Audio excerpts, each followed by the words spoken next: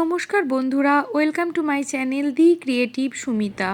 আজকে আমরা নীল থেকে ফিরে যাব পোর্ট ব্লেয়ারে, আর সেখানে গিয়ে আজকে আমরা পোর্ট ব্লেয়ারের সাইট সিইং ঘুরে দেখব। তারই সাথে দেখে নেব দুটো মিউজিয়াম, একটা জারোয়াদের আর একটা সামুদ্রিক কোরালের। আজকে ডে 5, আমরা সকাল সকাল চলে গেছিলাম লক্ষণপুর বিচ 2-তে। নীল থেকে আজকে আমাদের বিদায়, তাই লক্ষণপুর 2 এর ন্যাচারাল ব্রিজ দেখে এসছি। আর সমুদ্র সৈকত অভাবনীয়, আগের পর্বেই সেটা শেয়ার করেছি। এখন আমরা এখান থেকে ফিরে যাব পোর্ট ব্লেয়ার। নীলে আমরা এই অমূল্য হোটেলে ছিলাম, জায়গাটা বেশ সুন্দর। এখান থেকে খুব কাছেই একটি বাজার আছে।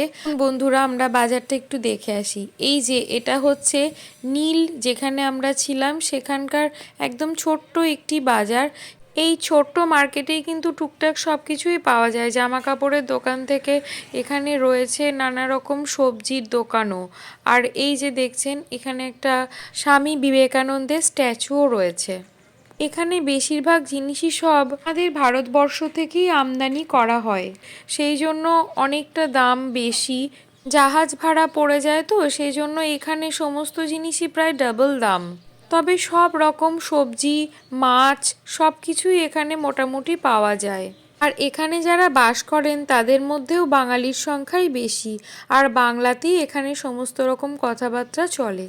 আজকের নীলের যে 5 ডে, সেটা দুটো পার্টে ভাগ করে নিতে হয়েছে, কারণ প্রথম পার্টটা আমরা লক্ষণপুরে অনেকটা সময় কাটিয়েছি, অনেক বড় ভিডিও হয়ে যাওয়ার কারণে সেকেন্ড পার্টে আজকে আমাদের থাকছে পোর্ট ব্লেয়ারের বিভিন্ন জায়গাগুলি।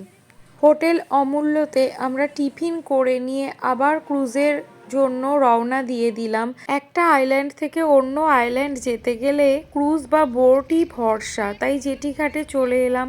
আর জেটিঘাটে এসে এই রকম স্বচ্ছ জল দেখে আবারও মন খারাপ করতে লাগলো নীলের জন্য। নীলের এত পরিষ্কার জল আর এই রকম সুন্দর একটা পরিবেশ, মানে অভাবনীয়। আপনারা যদি কখনো নীলে আসেন তাহলে অবশ্যই 2 দিন কাটাবেন। এখানে কিন্তু অনেক মাছ রয়েছে, যেগুলো ওপর থেকে হয়তো বোঝা যাচ্ছে না, কিন্তু ঝাঁকে ঝাঁকে মাছ এই স্বচ্ছ জলে খেলা করে বেড়াচ্ছে। আমাদের ক্রুজের নাম ম্যাক্রুজ আবার রওনা দিয়ে দিল গন্তব্যস্থল পোর্ট ব্লেয়ার।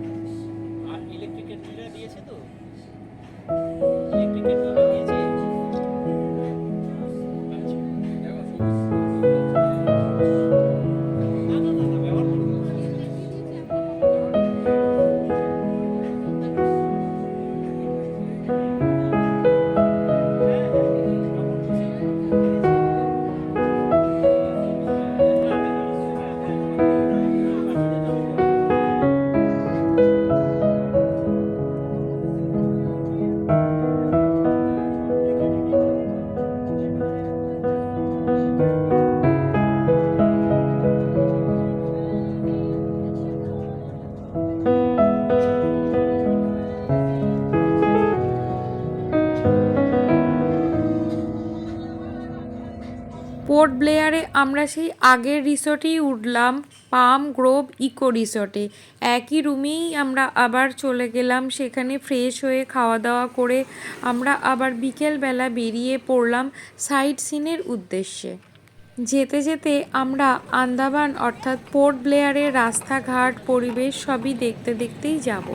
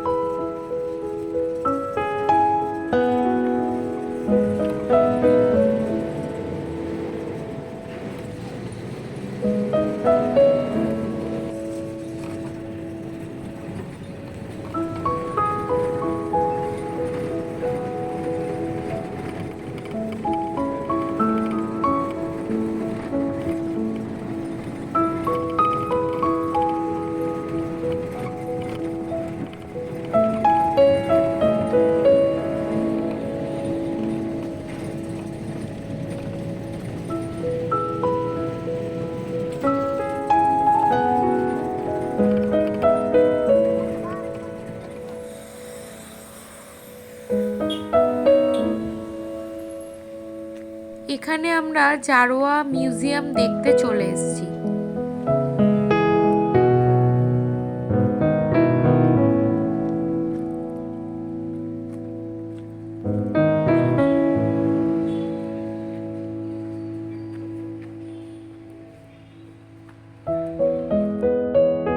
ভিতরে ফটোগ্রাফি অ্যালাউ নেই। ভিতরে জারোয়াদের ব্যবহৃত বাসন, তাদের গহনা, তাদের পোশাক আশাক, অস্ত্র এইসবই মিউজিয়ামে রয়েছে।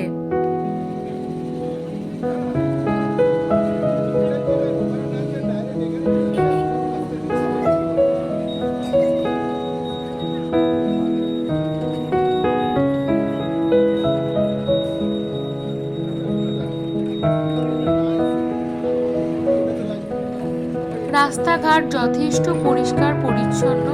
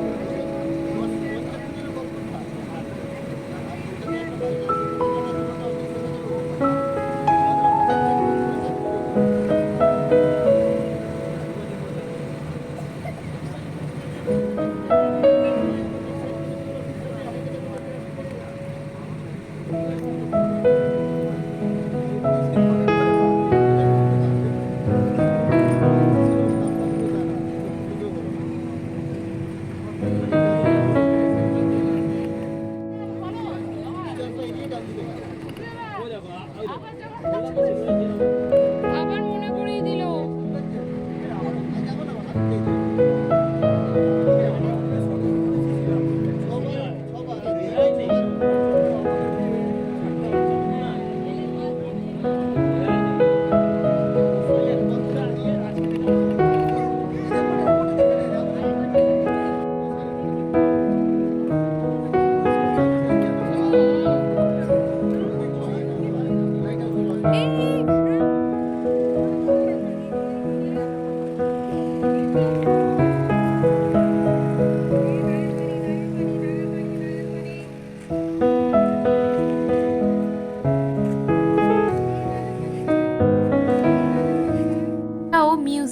নাম অ্যাকোরিয়াম। এখানে নানা রকম মাছের কঙ্কাল থেকে শুরু করে বিভিন্ন রকম কোরাল আর রয়েছে। এখানকার সমুদ্রে পাওয়া যায় অনেক রকমের মাছ, জ্যান্ত রয়েছে অ্যাকোরিয়ামের জলে, তারা খেলে বেড়াচ্ছে।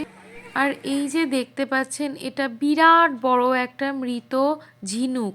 এখানকার কর্তৃপক্ষের কাছ থেকে জানতে পারলাম এই ঝিনুকটি অনেক পুরানো, আর এর মধ্যেও কোরালের ছোট বাসাও তৈরি হয়ে গেছিল, এতে মুক্ত ছিল। আর এই যে এরকম অ্যাকোরিয়ামগুলো রয়েছে, সেগুলো ভিতরে অনেক রকমের রয়েছে মাছ, অনেক ধরনের ভ্যারাইটিস কোরাল এখানে দেখতে পাবেন। Boulder coral, finger coral, cauliflower coral, আরও বিভিন্ন রকম। এছাড়াও বিভিন্ন রকম শঙ্খ, ঝিনুক, সামুদ্রিক অনেক কিছু রয়েছে এই মিউজিয়ামে। জ্যান্ত বা জীবন্ত বলতে একমাত্র নানা রকমের মাছ।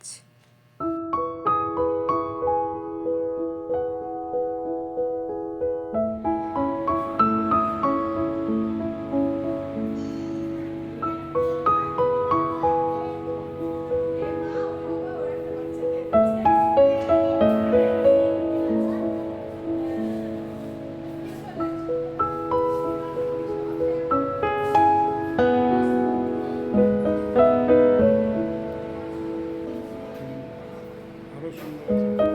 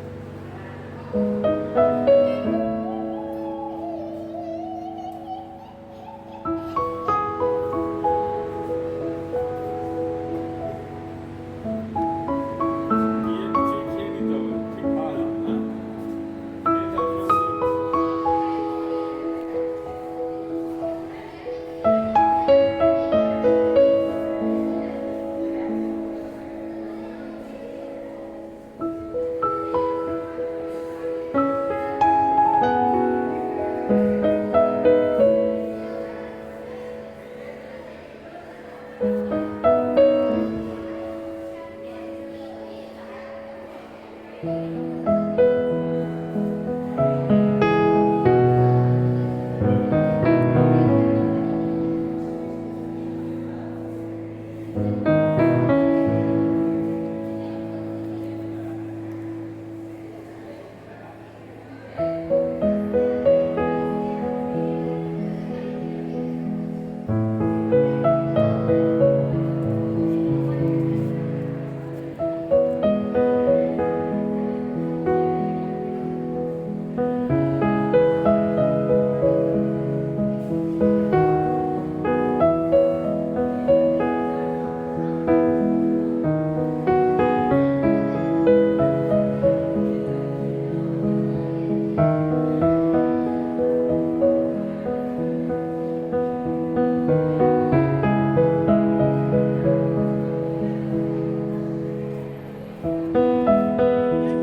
থেকে আমরা আবার চলে গেলাম পোর্ট ব্লেয়ারের রামকৃষ্ণ মঠে। যেতে যেতে এই বিরাট পার্কটা দেখলাম, যেটা এখনো অনেক কাজ হচ্ছে। খুব সুন্দর সবুজ পার্কটা, ভালোই লাগলো। আন্দামান দ্বীপপুঞ্জকে বিচ্ছিন্ন ও দুর্গম অঞ্চল হিসেবে ভাবা হলেও বিবেকানন্দের দর্শন ও মিশনের কর্মীদের অক্লান্ত পরিশ্রমে এখানে আধ্যাত্মিক ও সামাজিক জাগরণ ঘটেছে। এখানকার স্থানীয় এবং পর্যটকরা এই মন্দিরে আসেন প্রতিদিন। এখানে দুবেলা সন্ধ্যারতি, মঙ্গলারতি এবং ঠাকুরের নাম গান কীর্তন হয়। ছোট্ট মন্দিরটি কিন্তু খুব সুন্দর করে সাজানো। আমাদের এখানে এসে সত্যি খুব ভালো লাগলো। চারিদিকে ফুলের প্রচুর গাছ রয়েছে, বিশেষত জবা গাছ তো অনেক দেখলাম। এখানে স্বামী বিবেকানন্দ, শ্রী রামকৃষ্ণদেব এবং শ্রী শ্রী মাকে প্রণাম করে একটুখানি বসলাম। স্বামী বিবেকানন্দের আদর্শ মানব সেবার প্রসারের সঙ্গে এই মঠ জড়িত। এখানে আধ্যাত্মিক শিক্ষা এবং জনকল্যাণমূলক কাজ যেমন স্বাস্থ্যসেবা, ত্রাণ বিতরণ ও অন্যান্য কাজকর্মও হয়ে থাকে। আজকে আন্দামানের 5 নম্বর দিনটা এভাবেই আমাদের কেটে গেল। আজকের ভিডিওটি যদি আপনাদের ভালো লাগে তবে ভিডিওটিকে লাইক এবং শেয়ার করার অনুরোধ রইল। আর চ্যানেলটিকে সাবস্ক্রাইব করে দেবেন। পাশে থাকা বেল আইকনটি অবশ্যই প্রেস করে দেবেন, যাতে নতুন ভিডিওর নোটিফিকেশন আপনাদের কাছে পৌঁছে যায়। পরের পর্বে থাকছে বোরাট্যাং যাত্রা, যেখানে আমরা দেখব জারোয়া। একটা রিজার্ভ ফরেস্টের মধ্যে দিয়ে যাব। সেখানে যেতে যেতে জারোয়া আশা করি দেখতে পাবো। আর তারপর সেখান থেকে আমরা যাব বোটে করে ম্যানগ্রোভ অরণ্যকে পাশ কাটিয়ে লাইভ স্টোন কেভ দেখতে। তাই অবশ্যই পাশে থাকবেন। সকলে ভালো থাকবেন। শ্রীরামকৃষ্ণ মায়ের কাছে প্রার্থনা করি সবাই সুস্থ থাকবেন। ভিডিওটি শেষ পর্যন্ত দেখার জন্য অসংখ্য ধন্যবাদ।